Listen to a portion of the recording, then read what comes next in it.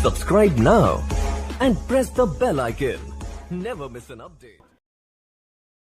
मित्रों, रीट शिक्षक भर्ती हेतु लेवल 1 से हो या लेवल 2 से यदि आप तैयारी कर रहे हो और यदि आपके लैंग्वेज फर्स्ट हिंदी है या लैंग्वेज सेकंड हिंदी है तो ये टेस्ट पेपर आपके लिए बहुत ही उपयोगी साबित होने वाला है। हिंदी का मॉडल पेपर नंबर 7 आज आपके लिए लेकर आया हूँ, जो दोनों लेवल के लिए बहुत ही उपयोगी है, जिसमें आपको व्याकरण और शिक्षण विधियों के बेजोड़ प्रश्न मिलने वाले हैं। तो चलिए ये वीडियो को शुरू करते हैं। बहुत ही शानदार 30 प्रश्न आपको देखने को मिलेंगे साथियों। आपका पहला क्वेश्चन है, किस वाक्य में सर्वनाम का अशुद्ध प्रयोग हुआ है? विकल्प है, वह स्वयं यहाँ नहीं आना चाहती, मैं तेरे को एक घड़ी दूंगा, आपके आग्रह पर मैं दिल्ली जा रहा हूँ, जा सकता हूँ और मुझे इस बैठक की सूचना नहीं मिली थी। तो साथियों ये 4 वाक्य है, इसमें आपको यही देखना है कि सर्वनाम का अशुद्ध प्रयोग जिस वाक्य में हुआ है वो कौन सा है। तो साथियों आप सभी को लग रहा होगा मैं तेरे को, ये कुछ अजीब सा नहीं लग रहा है आपको? ये क्या है, क्यों लग रहा है ये अजीब सा?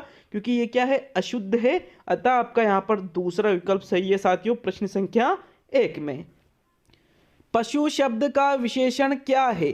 पशुता, पशुपति, पशुत्व और पाश्विक। तो साथियों पशु शब्द का आपको विशेषण बनाना है। ये वैसे पशु एक जातिवाचक संज्ञा शब्द के अंतर्गत आ जाता है मित्रों, और इसका अगर आपको विशेषण बनाना है तो इसका विशेषण बनेगा पशु का पाश्विक, पशुत्व नहीं बनेगा। पशुत्व तो ये भाववाचक के अंतर्गत हो सकता है, लेकिन ये कोई विशेषण नहीं है, जबकि पाश्विक जो शब्द है ये विशेषण है साथियों। तो आपका चौथा विकल्प यहाँ सही है प्रश्न संख्या 2 में। प्रश्न नंबर 3 है, किस वाक्य में क्रिया भूतकाल में नहीं है? भूतकाल में कौन सी क्रिया नहीं है? वह पढ़ रहा था, उसने पढ़ाई की है, वह पढ़ने वाला है, उसने पढ़ाई कर ली थी। तो साथियों देखिए भूतकाल की यहाँ पूछ रहा है कि कौन सी क्रिया भूतकाल में नहीं है। तो वह पढ़ रहा था मतलब पहले की बात है, तो ये भूतकाल में चला गया। उसने पढ़ाई की है, उसने पढ़ाई की है तो मतलब कर ली है उसने पढ़ाई, तो ये भी भूतकाल में चला गया साथियों। वह पढ़ने वाला है मतलब अभी वह नहीं पढ़ा है, पढ़ने वाला है, तो फिर ये किस में चला जाएगा मित्रों? ये भविष्य में चला जाएगा। अतः ये भूतकाल में नहीं है और उसने पढ़ाई कर ली थी मतलब पहले। तो ये 1, 2 और जो चौथा विकल्प है ये तो भूतकाल के उदाहरण है, लेकिन यहाँ पर जो तीसरा विकल्प है वो भविष्यकाल का उदाहरण है, और आपसे क्या पूछा था, भूतकाल में नहीं है। तो तीसरा विकल्प सही है साथियों प्रश्न संख्या 3 में। क्वेश्चन क्या है मित्रों? लता मंगेशकर मधुर गाती है, वाक्य में अव्यय है, क्रिया विशेषण, समुच्चय बोधक, संबंध बोधक और विस्मयादि बोधक। तो मित्रों राइट आंसर का चयन कीजिए प्रश्न संख्या 4 में। देखिए क्या क्वेश्चन पूछ रहा है आपसे, लता मंगेशकर मधुर गाती है, कैसे गाती है साथियों? मधुर। तो ये एक रीतिवाचक क्रिया विशेषण के अंतर्गत आ जाता है साथियों। आपका प्रथम विकल्प सही है प्रश्न संख्या 4 में। यहाँ से रीतिवाचक अलग, यहाँ पर आपको रीतिवाचक जो विकल्प है वो अलग से नहीं है, बल्कि क्रिया विशेषण दे रखा है और क्रिया विशेषण के अंतर्गत ही क्या आता है, रीतिवाचक आते हैं, इसलिए ये प्रथम विकल्प आपका सही रहेगा क्वेश्चन संख्या 4 में। निम्न शब्दों में से तद्भव शब्द कौन सा है? तद्भव शब्द वत्स, रात्रि, सर्व और पंख। तो साथियों देखिए राइट आंसर बताना है आपको। अब एक पहचान होती है कि जिन शब्दों के ऊपर अनुस्वार लगा हो तो वो तत्सम होते हैं। अब यहाँ पर ये पंख के ऊपर अनुस्वार लगा है, लेकिन फिर भी ये तत्सम नहीं है साथियों, ये क्या है, फिर भी तद्भव है। तो कुछ अपवाद होते हैं, यहाँ पर पंख शब्द भी उन्हीं में से आ जाता है साथियों। पंख शब्द आपके तद्भव नहीं है, बल्कि तद्भव है, सॉरी पंख शब्द आपका तद्भव है, बाकी रात्रि, वत्स, सर्व ये तद्भव नहीं है। ये कौन से है, तत्सम है साथियों। तो यहाँ पर ओनली पंख ही आपका तद्भव शब्द होगा, और चौथा विकल्प आपका इसमें सही आंसर है साथियों 5वें क्वेश्चन में। है निम्न में से किस शब्द में विसर्ग संधि है?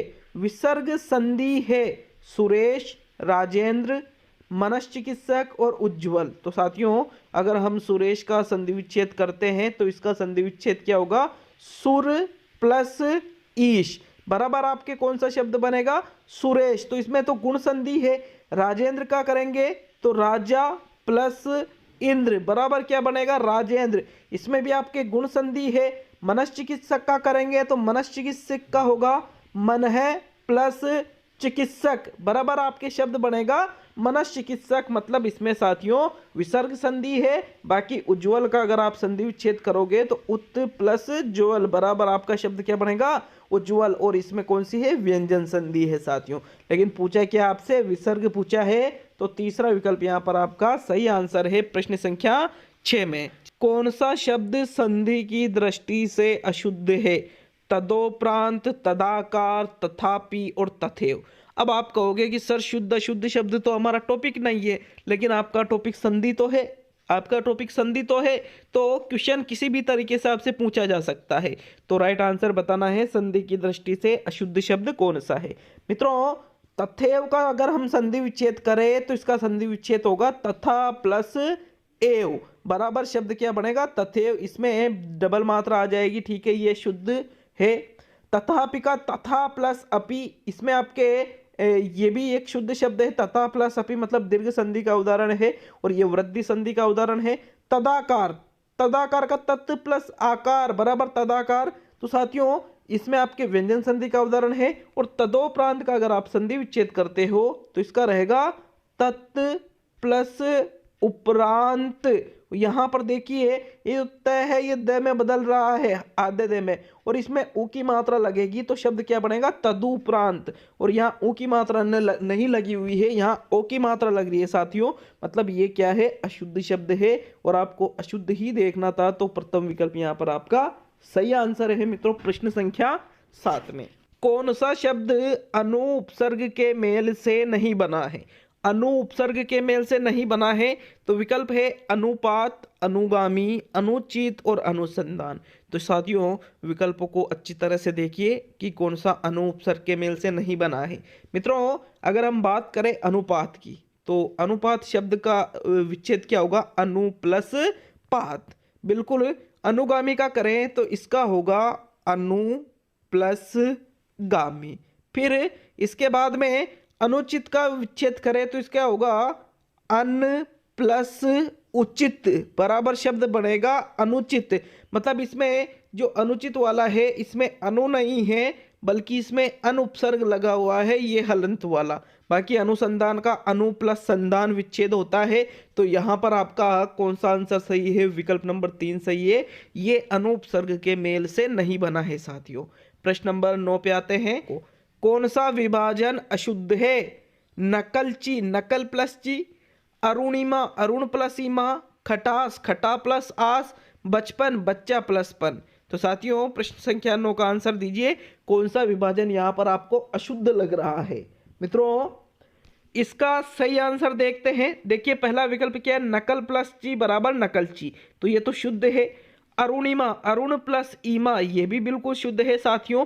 बचपन, बच्चा प्लस पन, ये भी बिल्कुल शुद्ध है। लेकिन खटास, खटा प्लस आस, खटा क्या होता है, गलत है ये। तो ये क्या है, अशुद्ध है और आपको अशुद्ध ही देखना था। तो तीसरा विकल्प यहाँ पर आपका सही आंसर है प्रश्न संख्या 9 में है।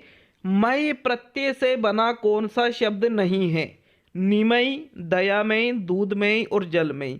तो साथियों मई प्रत्यय किसमें नहीं लगा हुआ है, मई प्रत्यय से कौन सा शब्द नहीं बन रहा है। देखिए जलमय की अगर बात करें तो इसका रहेगा जल प्लस मई, इसमें मूल शब्द क्या है, जल है, ठीक है। दया में, दया कब मय का विच्छेद होगा, दया प्लस मई, तो इसमें भी दया शब्द मूल है और मई यहाँ पर प्रत्यय है।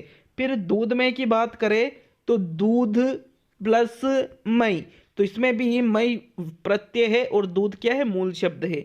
बात करें निमय की तो साथियों निमय का निर्माण हुआ है नी प्लस मई, तो यहाँ पर मई प्रत्यय नहीं है बल्कि यहाँ पर मई क्या है, मूल शब्द है। और नी यहाँ पर है साथियों उपसर्ग, क्या है, उपसर्ग है यहाँ पर नी। इसलिए ये जो निमय वाला उदाहरण है ये मई इसमें प्रत्यय नहीं है बल्कि मई क्या है, मूल शब्द है और नी उपसर्ग लगा हुआ है। अतः यहाँ पर इसका प्रथम विकल्प सही है साथियों प्रश्न संख्या 10 में। अव्ययीभाव समास का एक उदाहरण है चिड़ी मार, सज्जन, परोक्ष और लेन देन। तो मित्रों अव्ययीभाव समास का उदाहरण बताइए। देखिए चिड़ी मार मतलब होता है चिड़ी को मारने वाला, चिड़िया को मारने वाला, तो ये तो तत्पुरुष में चला गया। सतजन, सत है जो जन, सत मतलब अच्छा, तो ये फिर अच्छा है जो जन, ये तो आपके क्रमधारे में चला गया। लेन देन, ये तो द्वंद्व में है। और जो प्रोक्ष है साथियों, प्रोक्ष का मतलब होता है आंखों से परे, आंखों से परे है जो, उसको कहा जाता है परोक्ष। तो साथियों इसमें पर अव्यय लगा हुआ है, पर, इसलिए यहां पर ये अविभाव समास का उदाहरण है। प्रथम यहां पर प्रश्न नंबर 11 में तीसरा विकल्प सही है साथियों, प्रश्न 11 में। प्रश्न 12 है, पथभ्रष्ट में कौन सा समास है? द्वंद्व, क्रमधारे, तत्पुरुष और अविभाव।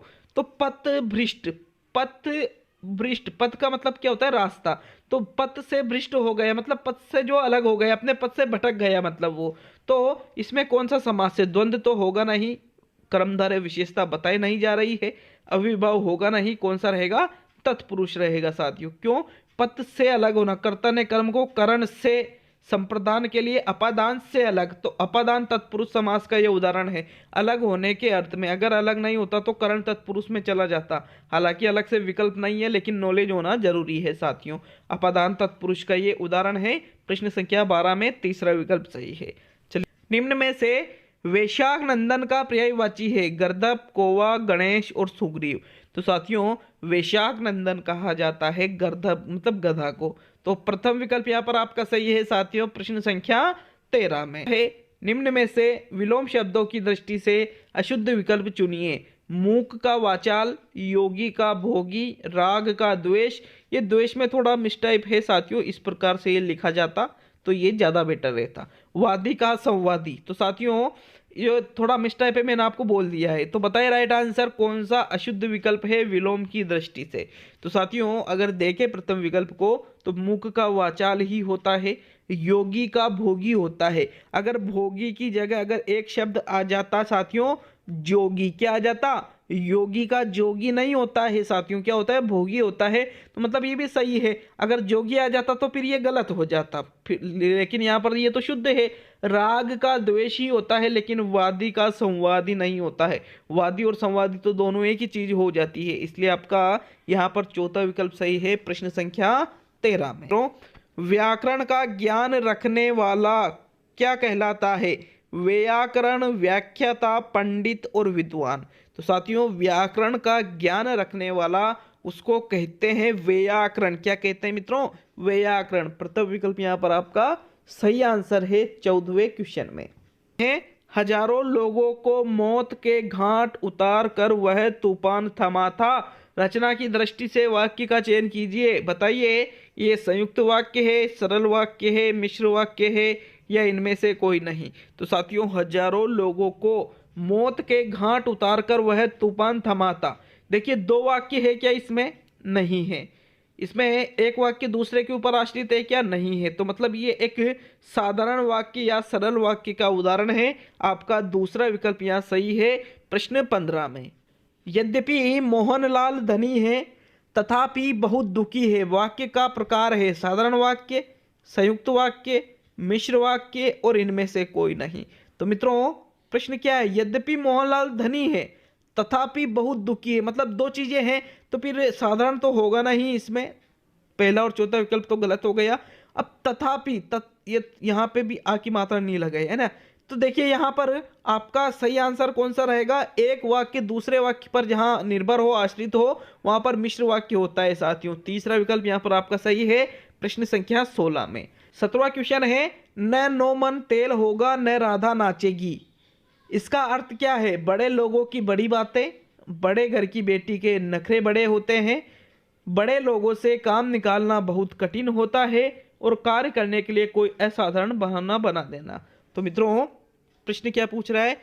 न नौमन तेल होगा न राधा नाचेगी, मतलब कोई ऐसी चीज आपने बता दी कि कार्य ही पूरा समाप्त हो गया, तो ये है कार्य करने के लिए कोई असाधारण बहाना बना देना। असाधारण कि भाई इस काम ही खत्म है।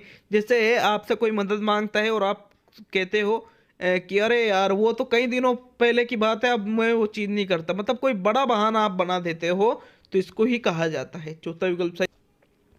नाक पर सुपारी तोड़ना मुहावरे का अर्थ है असंभव कार्य करना, बहुत परेशान करना, इज्जत उतार देना और घृणा प्रकट करना। तो साथियों नाक पर सुपारी तोड़ना, ये तो बहुत परेशान करने वाली बात हो चुकी है। दूसरा विकल्प सही है साथियों 18वें क्वेश्चन। तो ये तो आपके व्याकरण के क्वेश्चन थे। अब 12 क्वेश्चन मैंने टीचिंग मेथड के इसमें डाले हैं साथियों। उन 12 प्रश्नों को भी आपको जरूर करना है।